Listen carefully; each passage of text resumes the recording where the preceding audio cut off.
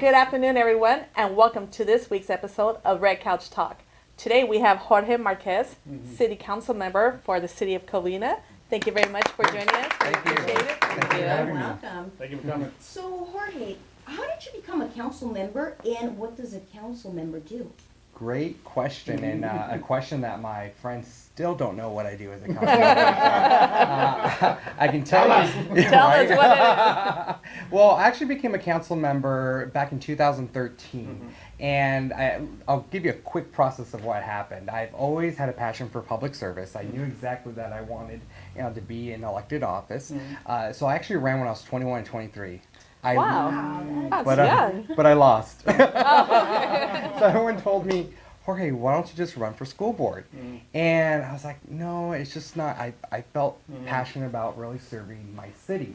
I love education. I love my teachers, and but it just wasn't a right fit. I felt like I just wasn't a right fit. So I think when anyone's looking to run for public office, they need to make sure that the office that they're running for really matches exactly what they would like to do for the community. So what does the council member do is the other question. And we oversee the city's business as to what's going on, whether it's looking at downtown specific center plans, looking at how to fill potholes in terms of funding, how to street repairs, local parks, looking at housing developments. So we take a look at various projects over the city, make sure that we are doing a good job at making sure that the budget is balanced and making sure that we're doing right for the citizens of Covina.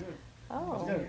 Well, let me ask you this: what new projects are happening right now in Covina, in the city of Covina? So the projects that are currently happening, and especially since we're here at REMAX, I can tell you about housing. The state of California has told cities like Covina that we actually need to increase our housing numbers, and so that was one. Yeah, so that's one a of. good thing. I'm sure you guys like it. I'm sure you guys like it. Yes, we do. So Yes, we had to really make sure that our housing stock is increased, because right now we have a housing shortage. So Covina currently has a couple housing projects that are going on. One you probably see in downtown Covina that started. Oh, yes. Yeah, so we have a mixed-use development that's going on there. We have the new Lennar projects, which is just south of Charter Oak High School. So those homes are being for sale.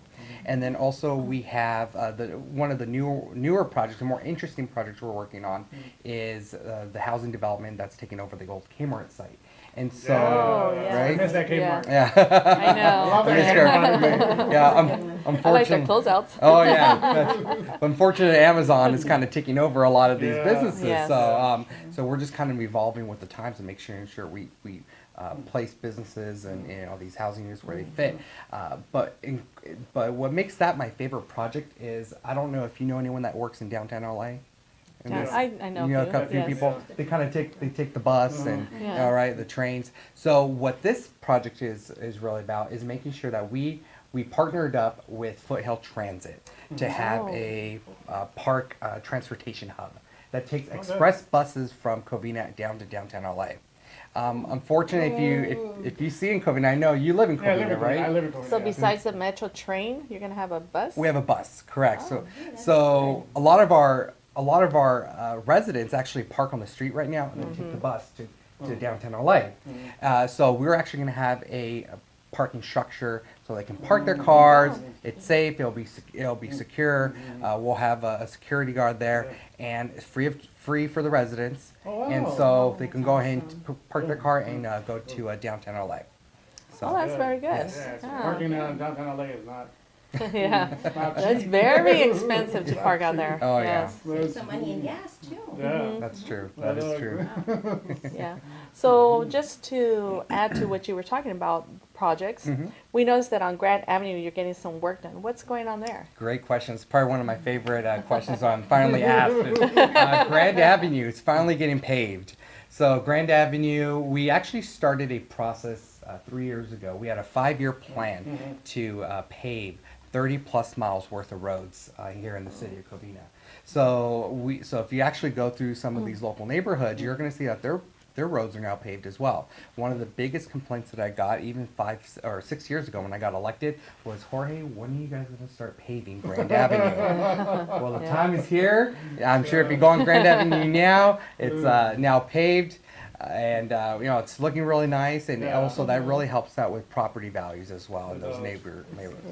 Sure So. does. Yeah, I know, I should always like, Yeah. hey, going on Grand, I will go down the other one. So I know. Yeah.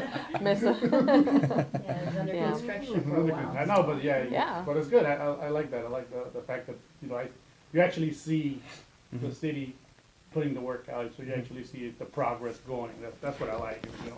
So, I mean, traffic, yeah, but I just like the fact that it's being done, Yeah. you know, so Yes. that's gonna be good. And I remember when my street got paved, you know, we couldn't park on it and everything, so, you know, I'm glad everybody else is getting theirs paved as well. Well, it was a long time Yeah. coming, Yeah. and I'm glad we finally got the funding for it in our city. And it Yeah. was a joint project that we had with the LA County. We had to fight really hard to make Mm-hmm. sure that we got the funding for it, but we finally did, and That's good. we're glad that it's happening. We still have a couple more years to really pave a lot more roads, so we're getting Yeah, there. It's yeah, good. that's It's very good.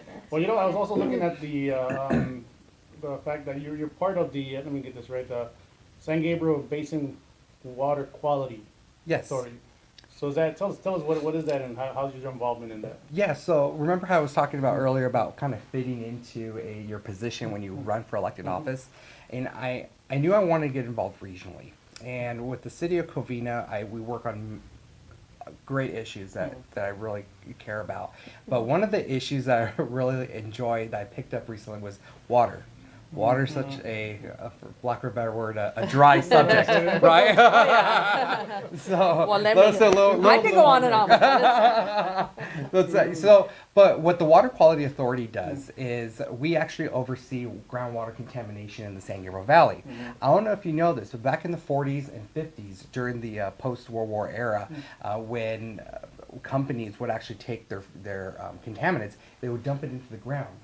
So what happened was that actually percolated down to our groundwater, contaminating it. So this was not discovered until later on in the 70s and 80s.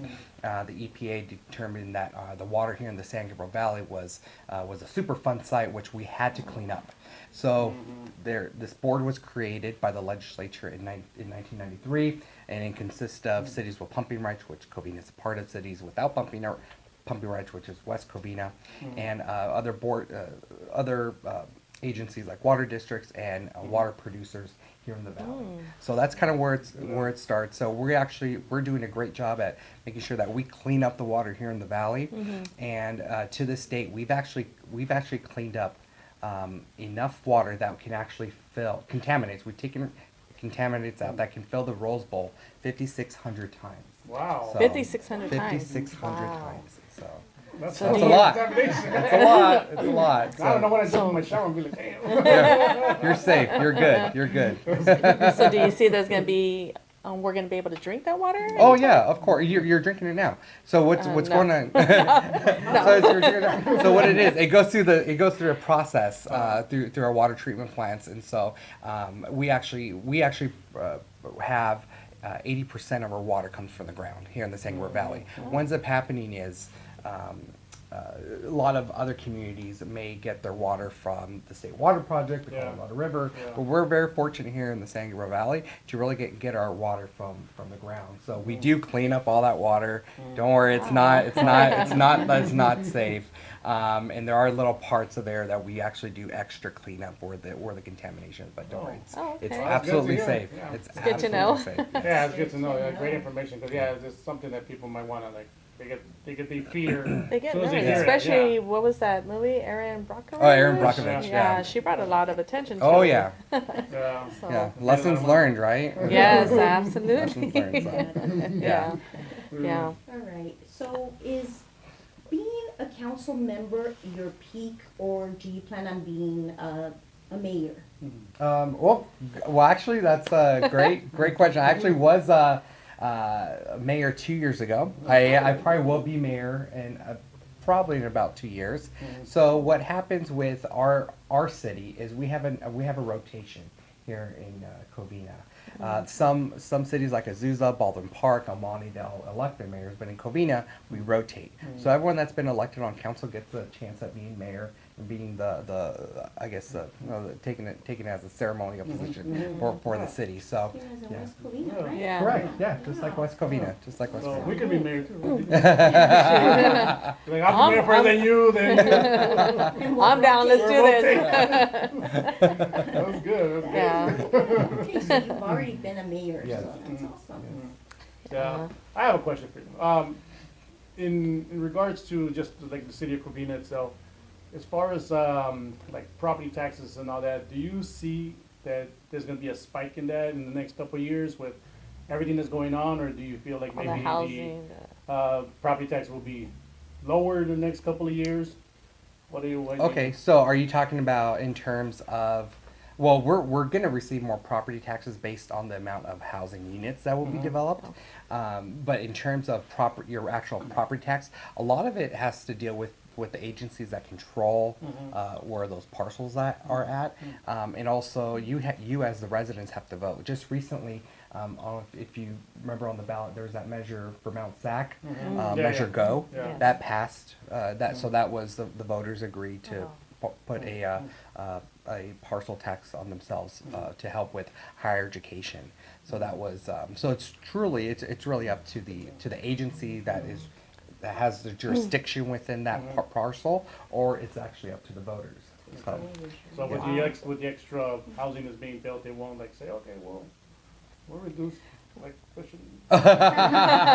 we'll save you like. I don't think $3 of any a year. reductions, Yeah, right? yeah. There's no, unless unless obviously it really depends on the housing market as well and what's selling, and so this is a whole conversation that we can probably spend an hour on, but for the most part, property taxes it's voted in through the voters. I was just asking because Yeah. property taxes are high. I hear I always see it like, oh my god. Well, just for every property tax dollar that you spend, Covina, or like any other local agency, the city of Covina only gets about 14 cents for every property tax dollar. What? Yeah, Really? 14 Wow. cents. But a majority of it goes to education Yeah. or schools. That's what's funding. Yeah. That's where your property tax goes to. A lot of it goes to your schools. Yeah, Mount Sac, Citrus College, the elementary schools, the high schools, junior highs. Yeah. So. Yeah, and I've been noticing a lot of renovation on those schools as well. They're doing a lot of work on those. As well. Yeah, I've noticed That's that actually going good. on. Yeah, it's pretty good. Yeah. I was under the impression that every time they did construction on a school in the streets and stuff, it automatically hit the property for the taxes and stuff. You guys don't do that. I'm sorry, say that again. If it. So when there is renovations Mhm. within the city, Mhm. that you guys automatically try to vote in that our property taxes go up. So that Oh does no, not come that's from the completely city? different. Yeah, no, Oh. no, nothing like that. So. Okay. That's That's new to me. You're like, nah, who do I yell at? Yeah, I know. Can't go yelling at you guys. So my next question to you is, I've been noticing also like in the schools, I've been seeing a lot of fences coming up now. Is that part of the city council or is that a plan, or what's the story with that? Yeah, so I think well, that's a good question. We kind of get confused about what's going on in different parts of the city. So that's actually a school board issue with our local schools. But we do partner up with the schools to make sure that we do have campus safety. So anything that's going up with fencing, gates around a school is solely a unified school district decision. But what Covina does is we provide their crosswalk guards. We also provide a campus safety resource officer. So we have a police officer that does go to these schools just to make sure everything's okay, and they kind of answer questions that the kids or the teachers may have. So we do provide that in the safety Okay, sense. good. I feel better. Wow. So much great information that you provided here today. I just want to thank you very much. We had Jorge Marquez with the City of Covina Council member here with us, and I just want to thank you so very much. Great, thank you. It was a Thank you. pleasure. Thank Thank you. you. Thank you.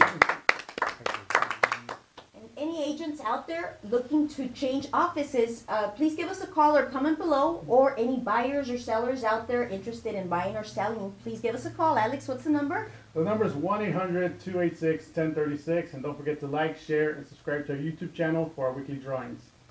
Thank you very much. See you next week at Remax Champions, downtown West Covina. Woo!